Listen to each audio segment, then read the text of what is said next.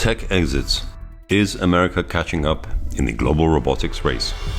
My name is Len Zapolowski. There is an explosion of interest in robotics, with new startups being launched every week. Where does America stand in this global robotics race? Is it lagging behind? Is it catching up? Was it ever behind? I believe the answer is yes to all these questions, and I will explain why.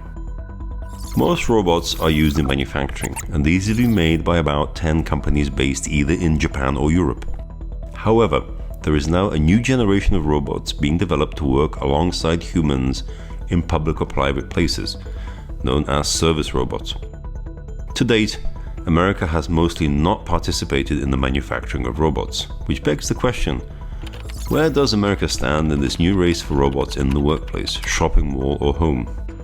At Strategic Exits Partners, we've analyzed the last 5 years of transactions that include 300 exits and 5,000 investments into 3,000 global companies to examine the trends in robotics and what this means to entrepreneurs, investors, and society.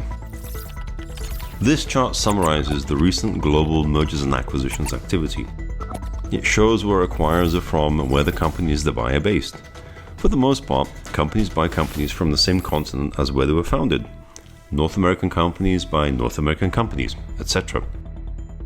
In these graphs, North America comprises 90% US and 10% Canadian companies. Our research has shown that these acquirers are mostly large global organizations buying their way into the robotics market and historically not involved in robotics. So, what kind of robotics are they buying into?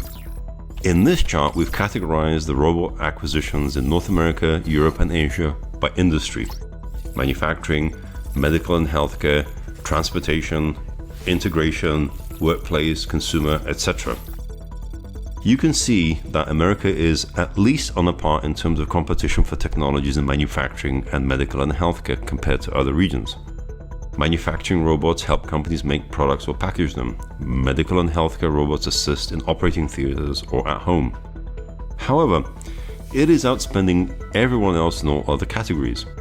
Transportation are autonomously guided vehicles or autonomously guided robots which are used in logistics, agriculture, and consumer applications. Integrators are service companies that implement solutions for customers. Workplace robots are collaborative robots that help people do things like cleaning, food serving, and retail. We will examine the other categories in this list in another video. Although America has historically been, on a systems level, not leading in robot technology, from the data available, it seems to be buying its way into many robot categories and outstripping Asia and Europe. We've also developed models that break down the number of acquisitions of each robot form. This chart depicts robot form and number of acquisitions. The surprise here is that at least 2/3 of the acquisitions are related to robots that are in motion. Drones, AGVs, autonomous mobile vehicles, marine robots, autonomous mobile robots, shuttle robots, robots on the move.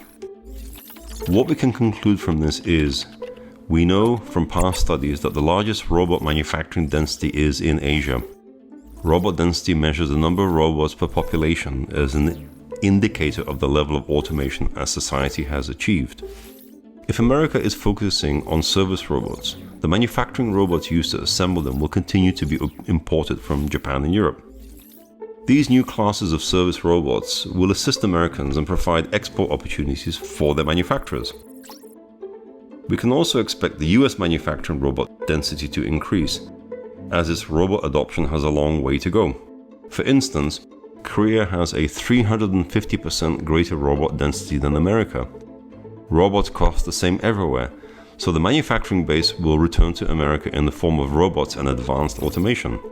However, the boom in service robots may not result in a commensurate job increase for the human workforce.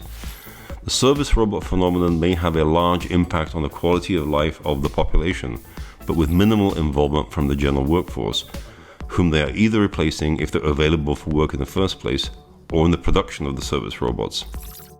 This geoalgebra of technology, labor, and trade suggests that the increasing growth and trade sparked by new classes of robots will be one where production labor will not benefit in full.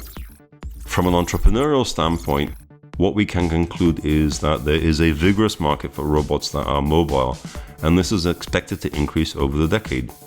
The next wave of innovation will focus on what these robots can perform.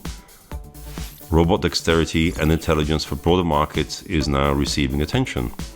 Clearly, as an entrepreneur and investor, if the price of your exit matters, pitching to offshore buyers is critical as it can dramatically increase your valuation. To date, most companies have been sold to a buyer on the same continent. Can America catch up? We believe yes, but it's a different race. The trend is now moving from robotics' traditional manufacturing routes to mobile or stationary service robots, in which America is gaining the IP lead.